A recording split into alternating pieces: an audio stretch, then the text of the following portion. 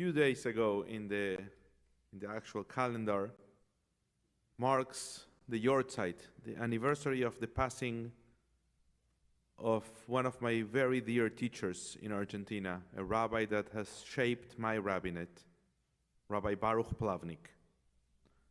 He has been an inspiration in the early years after I graduated from rabbinical school, and when I moved to Colombia, we stayed in close contact.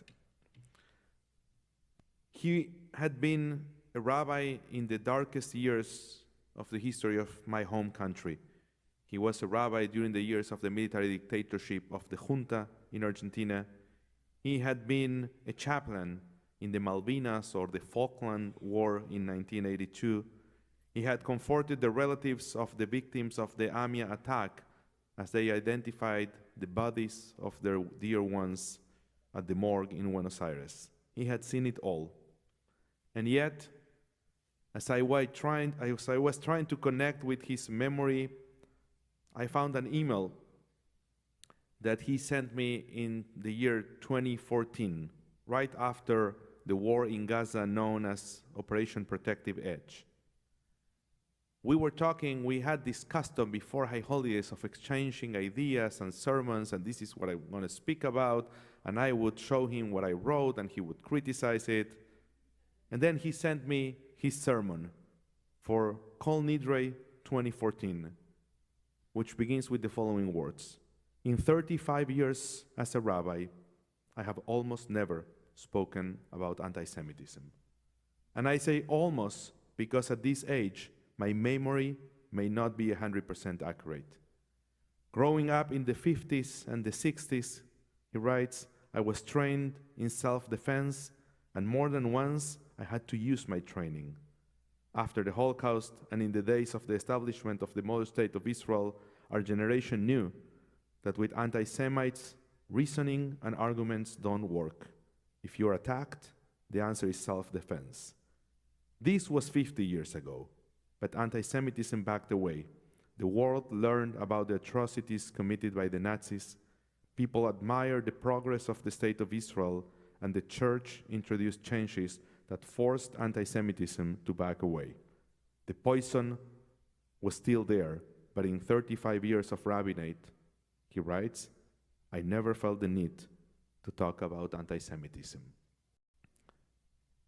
He only once, in 2014, in his whole career, had to deliver a sermon on anti-Semitism. I am much younger than him. He was the age of my parents. I came to this pulpit exactly 8 years ago. It's going to be this summer. And I cannot count the times that I had to speak about anti-Semitism. I spoke about anti-Semitism the week after the attack at Tree of Life in Pittsburgh. And then I spoke about anti-Semitism again after Poway, Jersey City, Muncie, Colleyville, and countless opportunities. The anti-Semitic tropes that were expressed by some congressional candidates in the past 2 elections in this country required even more talking, and of course what we see in social media makes us believe that not only anti-Semitism ceased to be a rarity in this country, but it's actually a threat to everything that this country represents, and it's costing lives. Real lives.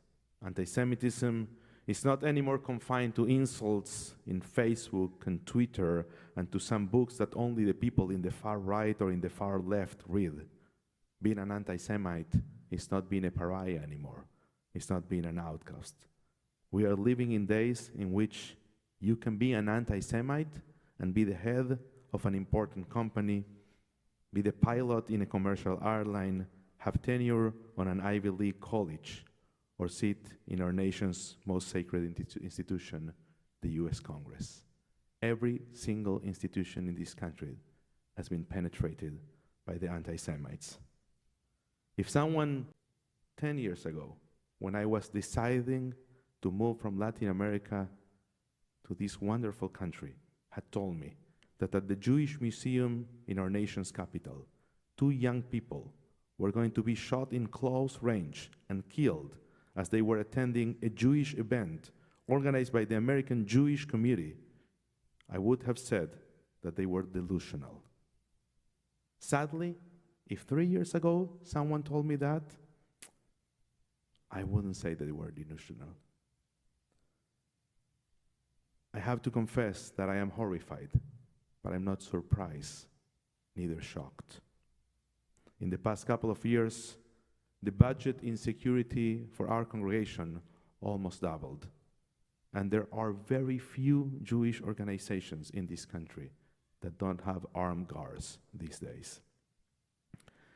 Last night, as I was offering my reflections with the congregation, I said that some of the things that we are witnessing start to feel a lot like Germany in 1937. And don't get me wrong, I know that when it comes to historical events, it is impossible to compare, and especially when it comes to the Shoah. Nothing can be compared with the atrocities of the Holocaust, and yet we would be blind if we didn't learn the lesson of history. There are some striking similarities with what's going on here in the US in 2025 and some things that our people have witnessed in the past. And one of the similarities is that no Jewish community ever believed that they were at risk until it was too late. Jews in Spain felt more at home than ever until they were being burned or forced to convert. Jews in the Rhineland thought that they were going to flourish there. They planted vineyards, they opened the most robust academies of Jewish studies, and welcomed Jews who were escaping from other communities until the Crusaders came and killed their babies, raped their wives, and burned their towns down. Jews in Poland write that they arrived there and they were going to stay there until the coming of the Mashiach. They sat in Congress, they went to universities, they owned real estate and flourished in every single aspect of their lives until they were massacred in the death camps. And I don't have to tell you how Jews felt in Germany at the beginning of the last century. You have read the books, you know the history. One needs to just read a little bit of Jewish history to know that what starts with lies ends with lives.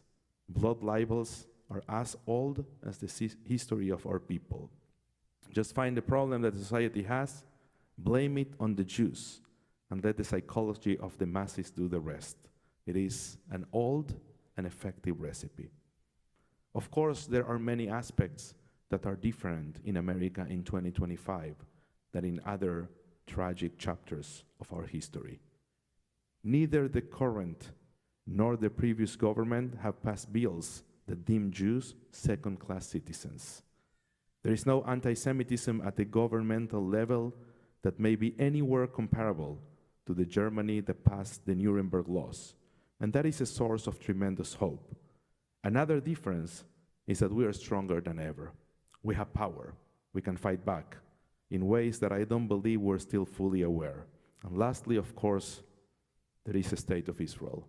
There's this insurance policy that we Jews have that will enable us to find a safe haven if we, God forbid, need it.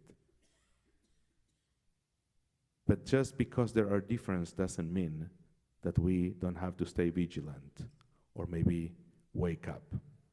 Just like then, in the 30s in Germany, Nazism accomplished their goals, starting with education. If you look on the internet, you will find, for example, a famous book called The Poisonous Mushroom. That's how they started spreading lies. They penetrated the educational system. They knew that if you teach children at a young age lots of lies, you just need to wait until they grow up, and those lies will become weapons. And from books, they will translate those lies into guns and death. I've heard some people in the media refer to the assassin, to the murderer that killed Sarah and Yaron this past Thursday as a lone wolf. Make no mistake, There has been a plan thoroughly organized in this country by Qatar and other countries in the Middle East. The plan was to penetrate American colleges using their dollars, to brainwash our youth and to plant in their minds the idea that Israel is an apartheid state, a genocidal one, a result of white settler colonialism made possible only by annihilating another people. They have made tremendous financial efforts to rewrite history and to make our youth be unable to tell the difference between freedom fighters and radical Islamists, between a movement of national liberation and a terrorist organization. They have taught them to repeat phrases they cannot understand, but they can stamp in their t-shirts and print in large signs. Globalize the Intifada, from the river to the sea, free Gaza, and more. They have made the conflict between Israel and the Palestinian people the only conflict in the world that young students should care about, even if there are more deadly conflicts elsewhere on earth. And just like the Nazis, just like other enemies of our people, they have done it in a subtle way, through education, lies, and misinformation. They silently challenge billions of dollars so that a generation of Americans grows their hatred of our people slowly but steadily. And they have done it in the light of day, without hiding, without much effort. They have understood how virtual communities operate, and they have produced thousands of influencers that repeat their lies like mantras, who in turn are shared by millions of users that replicate their messages in a way that is now almost impossible to stop. There has been a generation of young Americans who have grown with phrases like globalize the Intifada or Intifada revolution throughout their whole college experience. And you know how globalized the Intifada looks like? 2 Jews gunned down at the entrance of the American Jewish Museum in Washington, D.C. This was intentional. This was planned. The fact that there was not a terrorist cell seated around the table planning this particular attack doesn't make this man a lone wolf.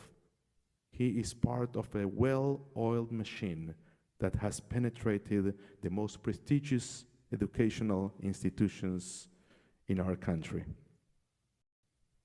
Add to the cocktail that 50% of young adults in this country suffer some kind of a mental health issue, and that buying a gun is not very difficult in many states, and you get what we saw on Thursday. They may not understand what they are saying, but it only takes one person to listen to that message and try to translate that into an act for us to lose 2 of our brothers. You know, many people in 1933, including Jews, voted for Hitler. 20,000 people attended a pro-Nazi rally in 1939 at the Madison Square Garden. Maybe if you ask them, they would have replied to you, I don't want to kill Jews.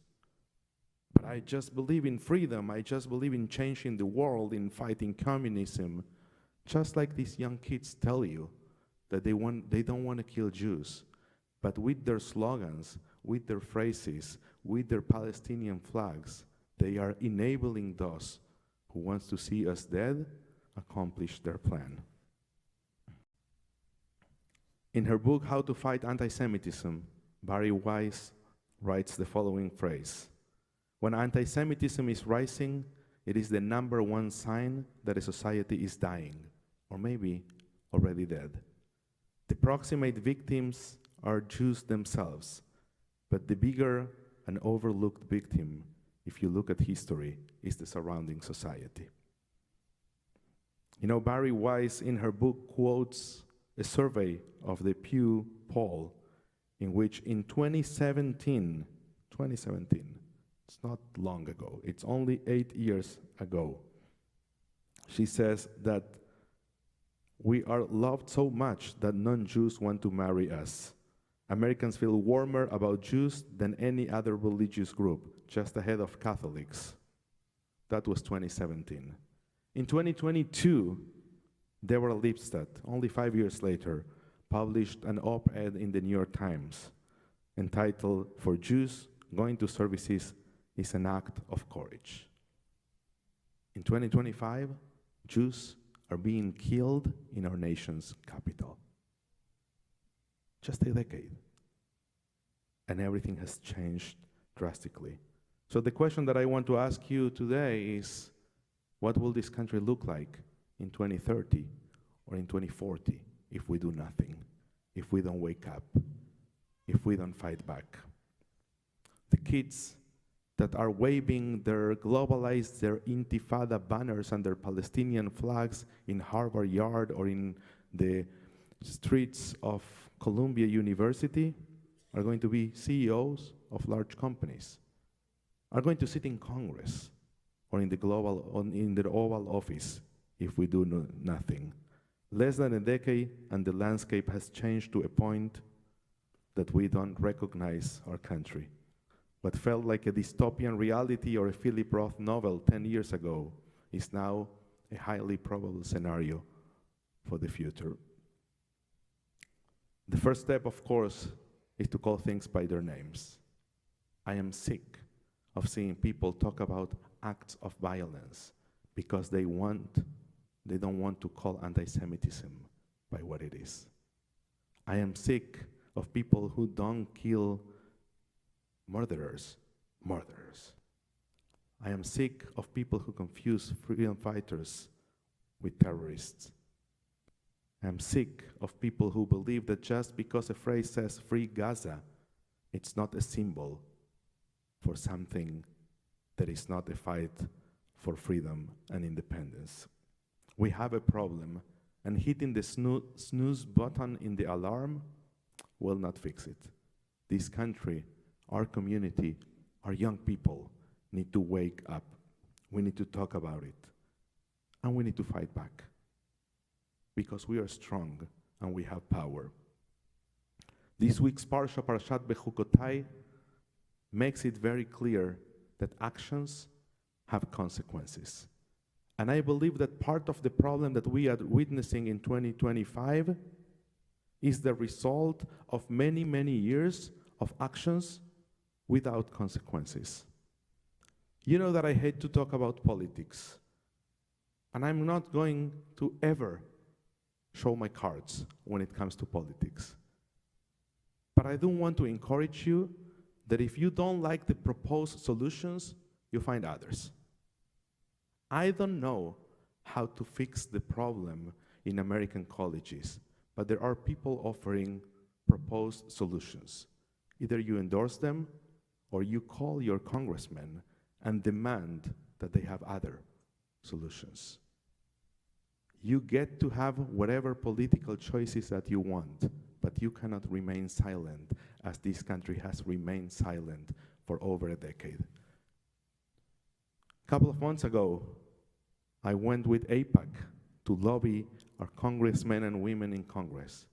You wouldn't believe how many offices in Congress have a Free Palestine flag at the entrance. People who represent their citizens at the highest level of our democracy are waving flags with the same phrase that was used by a killer who gunned down 2 of our brothers in Washington, D.C. I don't see much of a difference with someone who would place a swastika in their office in Congress 80 years ago. And again, you get to be in favor of Palestinian freedom and independence, but you need to understand that in 2025 that phrase means death to the Jews. And we need to vote them out. We need to support the organizations that are determined to clean the house from these people that want to see us dead. I want to tell you a story. Those of you who have been here last night, they heard me share this story. It's so fresh in my heart and in my mind that I feel I need to share it again. You know, I went to a wedding in New York this past week, and I flew back yesterday morning, and I was getting ready to deliver my sermon because I had written a sermon on Tuesday that, of course, went to the trash or was going to be saved for next year, same Parsha. And I was reading Barry White's book, rereading her book, and taking some notes. I was seated in the middle seat on a plane from LaGuardia to Fort Lauderdale, and to my left, there was a young student with a Free Gaza wristband in his arm. You know, I don't like trouble, especially on a plane. I could go to jail. I'm an immigrant. I'm not yet a citizen. So I try to take a deep breath for some time and keep it cool until the guy tells me, I see what you're reading, and I really hope that one day they can get to a compromise solution. So I look at him and I say, I'm reading a book on anti-Semitism.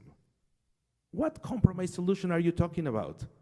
I am reading a book about people who hate me. And he says, no, I mean the conflict. And I say, what conflict? 2 people were killed 48 hours ago in Washington, D.C. by someone that said Free Gaza, and that same phrase is your bracelet. That's not a conflict. You hate me. You want to see me dead, and I don't want to talk to you. And the guy says, hey, dude, calm down. I'm trying to be positive. I'm trying to build bridges and to engage in conversation. And I said, you know what? I don't want to be your friend. I don't want to talk to you. I want to fight you. And he says, why are you so negative? And I said, because you know what? You don't get it, but that phrase means much more than what you think. You know what I was doing the whole flight? I was reading a book. You know what he was doing the whole flight? He was watching TikTok. How is a generation that is growing with lies on TikTok going to understand how do you build a society based on the ideals of freedom, justice, and democracy? He couldn't stand a conversation with me about what's going on in Israel because he probably cannot point where Israel or Palestine is in a map. But his bracelet was hatred to me. I said, maybe out of respect of the fact that someone screaming those words killed 2 innocent people, you should consider, removing that bracelet for a couple of days at least. I'm all in for the freedom of people, and he started with all this crap that I don't have to recite to you. And then I realized that the opening words of my rabbi's sermon were right. There are some people with whom there's no reasoning, there's no dialogue, there's no conversation, there's no argument. There is fighting. When someone wants to kill you, when someone wants to see you dead, when someone unconsciously, without knowing and promoting the slogans of the ones who want to see you dead, you need to rise up and fight. I'm not saying fist fight. I'm saying the Jewish way, the way of the Maccabees, with Seichel, with our dollars, with our power, with our support to some institution and our divestment from others, with our being vocal with our non-Jewish friends. I don't know how many of you have watched the documentary October 8th that was in the theaters not long ago. There's a moment in which Sheryl Sandberg says that she called one of her best non-Jewish friends and she asked her, would you hide me? If things get to a point in which someone tries to kill me, would you hide me? I want to urge you to call your non-Jewish friends and ask them a question. I want to urge you to talk to the people who work with you and may have no clue about what's going on in the Middle East, and let them know that we're scared. Let them know that your rabbi, for the first time in 8 years, had to walk escorted by their armed guard on Shabbat because the security department of our congregation believes that it is not 100% safe for me to walk with the yarmulke in the streets of Aventura. Let them know that Jews are scared to publicly display the Stars of David in the streets of Boston or New York. Let them know that it is not normal that two Jews at the entrance of the American Jewish Museum, after an event organized by the American Jewish Committee, are gunned down while someone is shouting, "Free Gaza," and the media is not outraged. Can you imagine the cover of the New York Times if this happened at the Museum of the Heritage of another minority, of another ethnicity? Could you imagine the outrage, the caravans, the demonstrations, the people talking on the media? But when it comes to Jews, no one seems to care. I don't believe that we are living in the Germany of 1937, but I do believe that if we don't learn the lessons of history, history will repeat itself. The time has arrived for us to wake up, to fight back, and to save not only the future of our people, but mainly the values of this great nation. May God bless our people with strength. May God bless our nation with peace.